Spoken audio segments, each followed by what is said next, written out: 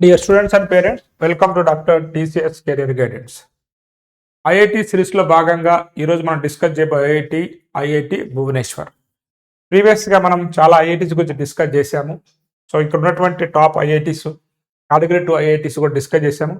ఫ్యూచర్లో category 3 IITs కూడా discuss చేయబోతున్నాం. కాబట్టి సో ఎవరైతే ఫస్ట్ టైం మన ఛానల్ చూస్తున్నారో మీ అందరూ కూడా మన ఛానల్ని సబ్స్క్రైబ్ చేసుకున్నారని కోరుకుంటూ, అదేవిధంగా ఈ వీడియోస్ కనుక మీకు నచ్చినట్లయితే ఒక క్షణం ఆగి ఒక లైక్ అయితే ఇవ్వండి. ఈరోజు మన ఫోకస్ అంతా కూడా ఈ ఐఐటి భువనేశ్వర్ అయితే ఉందో దాని గురించి ఉండబోతుంది అనమాట.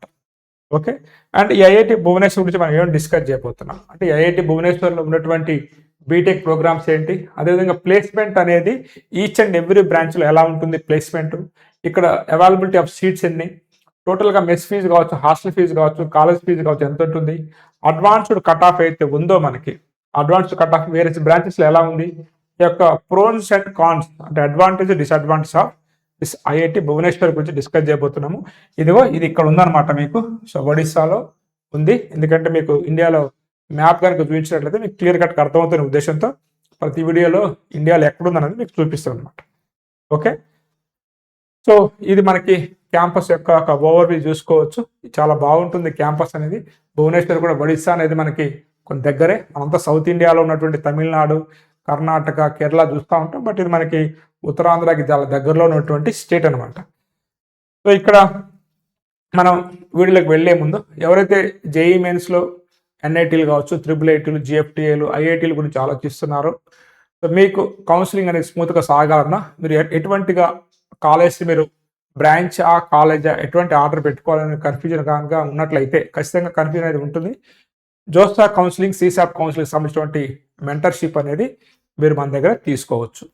అదేవిధంగా సో ఆ కౌన్సిలింగ్లే కాకుండా వేరే ఏ యూనివర్సిటీ కౌన్సిలింగ్ అయినా మీరు నా దగ్గర గైడెన్స్ తీసుకుందాం అనుకున్నట్లయితే ఈ వాట్సాప్ నెంబర్కు మీరు మెసేజ్ పెట్టి సో మన యొక్క మెంటర్షిప్ ప్రోగ్రామ్ ద్వారా మీ యొక్క ఇంజనీరింగ్ కౌన్సిలింగ్ అనేది చాలా స్మూత్గా చేసుకోవచ్చు అనమాట.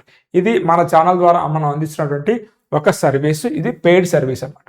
దాంతోపాటు స్టూడెంట్స్ ఎవరైతే 8th క్లాస్లో ఉండి ఐఐటి ఫౌండేషన్లో ఉన్నా లేకున్నా, ఇయర్ 10th క్లాస్ కంప్లీట్ కాబోతున్నా, ఇంటర్మీడియట్ కంప్లీట్ కాబోతున్నా, మీ కెరియర్ పట్ల మీకు ఎటువంటి కన్ఫ్యూజన్ ఉన్నా, ఏ బ్రాంచ్ తీసుకోవాలి ఇంజనీరింగ్లో, లేదు ఇంటర్మీడియట్ అయిపోయిన తర్వాత కన్ఫ్యూజన్ ఉంటుంది కదా ఇంజనీరింగ్లో ఏ బ్రాంచ్ అయితే బెటర్ అనేది, అదేవిధంగా 10th క్లాస్ కంప్లీట్ అయిపోయిన తర్వాత ఇంటర్మీడియట్లో ఏ గ్రూప్ ఇప్పియాలి, ఐఐటి ఫౌండేషన్లు వెయ్యాలా లేదా, అయితే ఎంసెట్కే మనం ఆపేయాలా, అసలు ఇతనికి ఇంజనీరింగ్ పనికొస్తారా లేదా, నెక్స్ట్ 10th క్లాస్ తర్వాత ఎంపీసీయా, బైపీసీయా, ఇట్లా అన్ని డౌట్స్ ఉంటాయి కదా. ఆ డౌట్స్ అన్నింటి కూడా మా ఏఐ టెస్ట్ అనమాట ఆన్లైన్లో మీరు రాసినట్లయితే మీ యొక్క పిల్లల యొక్క స్కిల్స్ తెలుసుకొని వాళ్ళకి తగ్గట్టుగా ఎటువంటి గ్రూపు, ఎటువంటి కెరియర్ వాళ్ళకి మనకి సూటబుల్ అవుతున్న విషయాన్ని మనం చెప్పగలుగుతాం అనమాట. ఐఐటి ఫౌండేషన్ ఉన్న స్టూడెంట్స్ అయితే వారు ఎక్కడ వీక్ ఉన్నారు, analytical skills, numerical aptitude, problem solving skills, వీళ్ళ ఐక్యూ లెవెల్ ఎంత ఉంది అనేది అన్ని విషయాలు కూడా ఈ టెస్ట్ ద్వారా తెలుస్తాయి. కాబట్టి ఇంట్రెస్ట్ ఉన్నటువంటి స్టూడెంట్స్, పేరెంట్స్ మనం అందించేటువంటి 2 సర్వీసెస్ అనమాట. ఒకటి కౌన్సిలింగ్ గైడెన్స్ అనమాట, వేరే ఇంజనీరింగ్ కౌన్సిలింగ్ గైడెన్స్. రెండోది వచ్చేసి ఏదైతే ఈ యొక్క artificial intelligence and machine learning software ద్వారా స్కిల్ టెస్ట్ కండక్ట్ చేసి పిల్లల యొక్క కెరియర్ని మనం డిసైడ్ చేయడం అనమాట. ఈ రెండింటి కోసం ఈ వాట్సాప్ నెంబర్కి మీరు మెసేజ్ పెట్టచ్చు. ఇక ఆలస్యం చేయకుండా మనం వీడియోలోకి వెళ్ళినట్లయితే సో ఇది నా ప్రొఫైల్ మీ అందరికి తెలిసే ఉంటుంది. నెక్స్ట్ ఐఐటి భువనేశ్వర్ గురించి మాట్లాడుకున్నట్లయితే 2008లో ఎస్టాబ్లిష్మెంట్ అయిందనమాట. ఇది ఒడిస్సాలో ఉంది. సో ఐఐటి BBS అని కూడా అంటారు. ఇది వచ్చేసి మనకి ఎయిర్పోర్ట్ నుంచి ఒక 29 కిలోమీటర్స్ దూరంలో ఉంటుంది. రైల్వే స్టేషన్ నుంచి ఒక 6 కిలోమీటర్స్ దూరంలో ఉంటుంది. భువనేశ్వర్ రైల్వే స్టేషన్ నుంచి అయితే ఒక 34 కిలోమీటర్స్ దూరంలో ఉంటుంది. కొంత NRF ర్యాంకింగ్ అయితే మనకి బెటర్గానే పర్ఫార్మెన్స్ చేసింది. 2024లో 54 ఉన్నట్లయితే ఇప్పుడు వచ్చేసి మనకి 39 ఉందన్నమాట. సో కొంత NRF ర్యాంకింగ్ పట్ల మంచిగానే మనం ఈ యొక్క కాలేజ్ అనేది ర్యాంక్ని అయితే ఇంప్రూవ్ చేసుకుంది. నెక్స్ట్ వేరే బ్రాంచెస్లో కట్ ఆఫ్ ఎంత ఉంటుంది అనేది మనం ఇప్పుడు 1 by 1 ఒక్కొక్క బ్రాంచ్ చూస్తాం అనమాట. ఇవన్నీ కూడా 6th రౌండ్ అంటే లాస్ట్ రౌండ్ జోసా కౌన్సిలింగ్లో వచ్చినటువంటి ర్యాంక్స్ అనమాట. కట్ ఆఫ్ ర్యాంక్స్ అంటే క్లోజింగ్ ర్యాంక్ 2025 జోసాలో వచ్చినటువంటి 6th రౌండ్ కట్ ఆఫ్ అనమాట. ఇవన్నీ కూడా మీకు ఇక్కడ ఓపెన్ నుంచి మీకు కేటగిరీ వైజ్గా అన్ని ఇచ్చాను. ఇక్కడ ప్రతిదీ కూడా ఇచ్చాను అనమాట. కాబట్టి మీరు చూసుకోండి. ఇక్కడ లేదు అనుకున్నట్లయితే ఆ బ్రాంచ్లో మీకు సీటు మీ కేటగిరీ లేదన్నట్టు అర్థం అనమాట. ఇక్కడ ఓపెన్ నుంచి ఈడబ్ల్యూఎస్, ఓబీసీ, ఎన్సీలు, SC, ST వాళ్ళకు ఉన్నటువంటి cut off ranks civil engineering బ్రాంచ్లో ఎంత ఉందనేది అక్కడ ఇవ్వడం అనేది జరిగింది. నెక్స్ట్ వచ్చేసి మనకి వేరే బ్రాంచ్ గురించి మనం డిస్కస్ చేసినట్లయితే సివిల్ తర్వాత నార్మల్గా కంప్యూటర్ సైన్స్ బ్రాంచ్ గురించి సంబంధించి మీరు తీసుకున్నట్లయితే సో ఇక్కడ చూసుకోవచ్చు. కంప్యూటర్ సైన్స్ అనేది కొంత కట్ ఆఫ్ అనేది తక్కువ ర్యాంక్లోనే సీట్స్ అన్ని అయిపోతూ ఉంటాయి. సో కంప్యూటర్ సైన్స్ సంబంధించినటువంటి కట్ ఆఫ్ ర్యాంకు అంటే క్లోజింగ్ ర్యాంకు మీరు ఇక్కడ చూసుకోవచ్చు. కంప్యూటర్ సైన్స్ తర్వాత మనం తీసుకుంటే ఎలక్ట్రికల్ ఇంజనీరింగ్ సంబంధించినటువంటి క్లోజింగ్ ర్యాంక్స్ కూడా మీరు మీ కేటగిరీ క్లోజింగ్ ర్యాంక్స్ ఏంటనేది మీరు చూసుకోండి. ఎలక్ట్రికల్ ఇంజనీరింగ్ తర్వాత electronics and communication engineering ECE ఉన్నటువంటి చాలా తక్కువ ఐఐటీలలో ఈ యొక్క ఐఐటి భువనేశ్వర్ కూడా ఒకటనమాట. సో ఎందుకంటే ఎక్కువ మనకి సిఎస్సి, ఏఎంఎల్, డేటా సైన్స్, ఎలక్ట్రికలే ఉంటాయి. ఈసీ చాలా కాలేజీలో ఉండదు. బట్ ఈ మధ్య ఈసీని కూడా ఇంట్రొడ్యూస్ చేస్తున్నారు ఐఐటీస్లో. సో ఇక్కడ ఎలక్ట్రానిక్స్ సంబంధించినటువంటి కట్ ఆఫ్ అనమాట. ఈసీ బ్రాంచ్ తర్వాత మనం తీసుకున్నట్లయితే ఇంజనీరింగ్ ఫిజిక్స్, ప్రతి ఐఐటీలో ఉండేటువంటి బ్రాంచ్ ఇంజనీరింగ్ ఫిజిక్స్, దానికి సంబంధించినటువంటి కట్ ఆఫ్ ర్యాంక్ కూడా మీరు చూసుకోవచ్చు. ఈ మొత్తం కూడా మనకి జోసాలో లాస్ట్ రౌండ్ కట్ ఆఫ్స్ అనమాట, advanced rank. Next engineering physics తర్వాత మ్యాథమెటిక్స్ అండ్ కంప్యూటింగ్. సో ఇది కూడా ఓన్లీ ఐఐటీలలో, ఎన్ఐటీలో ఉండేటువంటి న్యూ బ్రాంచ్. గత 4 yearsగా ఈ బ్రాంచ్ అనేది ఇవ్వటం అనేది జరుగుతూ ఉంది. దాని కట్ ఆఫ్ కూడా సిఎస్సి తర్వాత ఈ బ్రాంచ్ని తీసుకుంటూ ఉంటారు. కొంత మ్యాథ్స్ అండ్ కంప్యూటర్ సైన్స్ రెండు కలిపితే ఈ బ్రాంచ్ అనమాట. చాలా మంచి బ్రాంచ్, ఇది కూడా మీరు ఎంచుకోవచ్చు. దీని తర్వాత మనం తీసుకున్నట్లయితే మెకానికల్ ఇంజనీరింగ్, ఈ బ్రాంచ్ కూడా చాలా కాలేజీలో ఉంటుంది. మీకు ఎక్కువ ర్యాంక్ వచ్చినా కానీ సీట్ వచ్చే అవకాశం ఉందన్నమాట. మెకానికల్ ఇంజనీరింగ్ కూడా మీరు కొంత సాఫ్ట్వేర్స్ నేర్చుకొని ఆటో క్యాడ్ లాంటివి నేర్చుకున్నా కానీ కొంత ఎలక్ట్రికల్ వెహికల్స్లో మంచి ఆపర్చునిటీస్ అనేవి వీళ్ళకి కూడా రాబోతున్నాయి కాబట్టి మీరు చూసుకోవచ్చు. మెకానికల్ తర్వాత మనం మెటలర్జికల్ అండ్ మెటీరియల్ ఇంజనీరింగ్ అనేది కూడా కొంత గేట్ ఎగ్జామ్ రాసి కొంత మీరు మంచి ర్యాంక్ తెచ్చుకున్నట్లయితే గవర్నమెంట్ జాబ్ వచ్చే ఛాన్స్ ఉన్నటువంటి బ్రాంచ్ అనమాట. రీసెర్చ్ కూడా ఎక్కువ చేసేటువంటి బ్రాంచ్ ఇది, అబ్రాడ్ కూడా వెళ్ళొచ్చు దీంట్లో. సో దీనికి కూడా ఫ్యూచర్ అయితే ఉంది. మెటలర్జికల్ మెటీరియల్ తర్వాత ఇక్కడ ఉన్నటువంటి బ్రాంచెస్ ఇవే.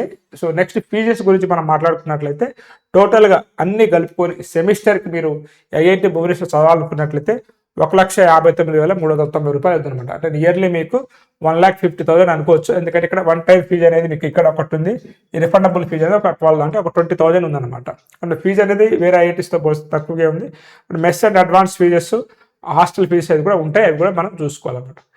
నెక్స్ట్ వచ్చేసి మనకి వీటి తర్వాత మనకి ప్రతి ఐఐటీలో ఫీజు రియంబర్స్మెంట్ అనేది ఎస్సీ ఎస్టీ వాళ్ళకి ఇన్కమ్తో సంబంధం లేకుండా ఉంటుందన్నమాట. ట్యూషన్ ఫీజు అనేది ఇన్కమ్ సర్టిఫికేట్ లేకుండా ఉన్నట్లయితే మెస్ ఫీజు, హాస్టల్ ఫీజు కట్టాల్సి ఉంటుంది. ఇన్కమ్ సర్టిఫికేట్ ఉన్నట్లయితే ప్రొడ్యూస్ చేసినట్లయితే వాళ్ళు స్కాలర్షిప్ అప్లై చేసుకుంటే తర్వాత వాళ్ళకి అమౌంట్ వస్తుంది అనమాట.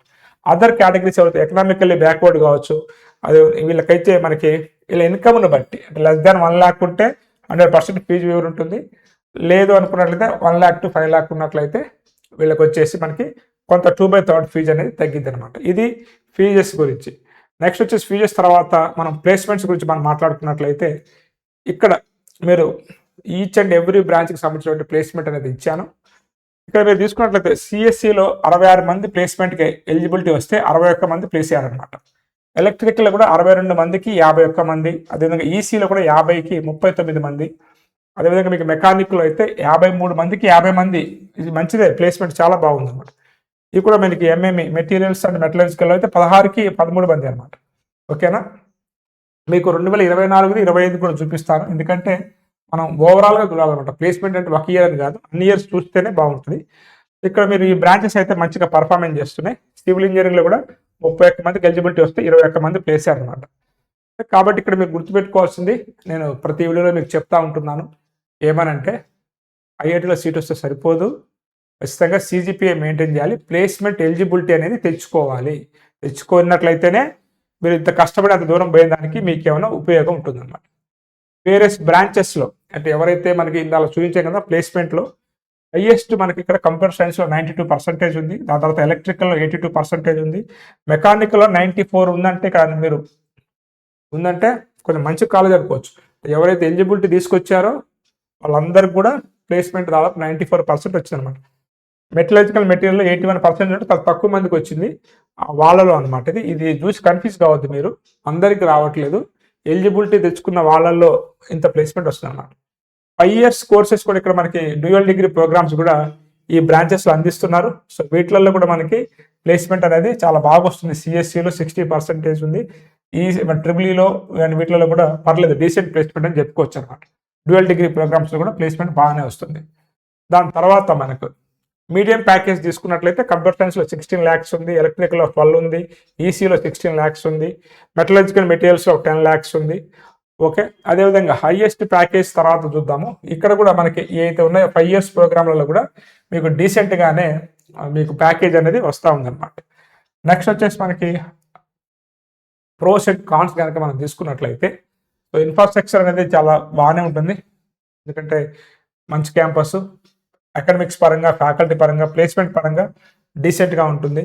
స్టూడెంట్ లైఫ్ అనేది కూడా చాలా బాగుంటుంది అనమాట. టెక్ ఫెస్ట్లు, కల్చరల్ ఫెస్ట్లు అన్నీ జరుగుతూ ఉంటాయి. And good placement record in CSC, EC అనేది ఇక్కడ మనం ముందుగా చెప్పుకోవచ్చు. లైబ్రరీ కావచ్చు, వైఫై ఫెసిలిటీ కావచ్చు, ఇవన్నీ చాలా బాగుంటాయి. కాన్స్ గురించి మనం మాట్లాడుకున్నట్లయితే ఇక అన్ని ఐఐటీలో ఉండేటట్టుగా ఇక్కడ కూడా మనకు కొంత ప్రెజర్ అనేది ఉంటుంది. లొకేషన్ అనేది పెద్ద ప్రాబ్లం ఏం కాదు మన తెలుగు వాళ్ళకి. సో నెక్స్ట్ ప్లేస్మెంట్ రిలేటివ్స్లో కొన్ని బ్రాంచెస్లో మనకి కొంత యావరేజ్ ప్లేస్మెంట్ తక్కువగా ఉంది. సో సోషల్ అండ్ ఎక్స్పెక్టేషన్స్ ఇది కొంత ఇవి చూసుకున్నాం. మనకి ఇవన్నీ కూడా కొంత మనకి ఐఐటి స్టూడెంట్ అంటే ఎక్స్పెక్టేషన్స్ ఎక్కువ ఉంటాయి. అది కామన్గా ఇచ్చినటువంటి అనమాట, కాలేజీకి సంబంధించింది కాదు.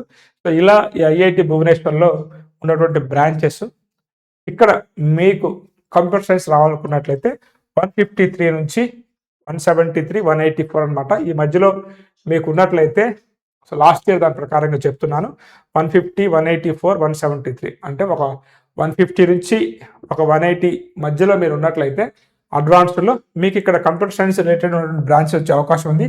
లేదు ఏదో ఒక బ్రాంచ్ వచ్చినా సరిపోతుంది అనుకున్నట్లయితే మినిమం 100 నుంచి మీకు 120 లోపు ఉన్నట్లయితే ఏదో ఒక బ్రాంచి ఈ కాలేజీలో మీకు వచ్చే అవకాశం ఉందన్నమాట. ఓకే, సో ఇది స్టూడెంట్ ఐఐటి భువనేశ్వర్ గురించి పూర్తి వివరాలు. సో ఈ వీడియో నచ్చింది అనుకుంటూ, and me JoSAA counselling, సీసాప్ counselling సంబంధించినటువంటి గైడెన్స్ కావాలనుకున్నట్లయితే ఈ వాట్సాప్ నెంబర్కి మెసేజ్ పెట్టి వివరాలు తెలుసుకోవచ్చు.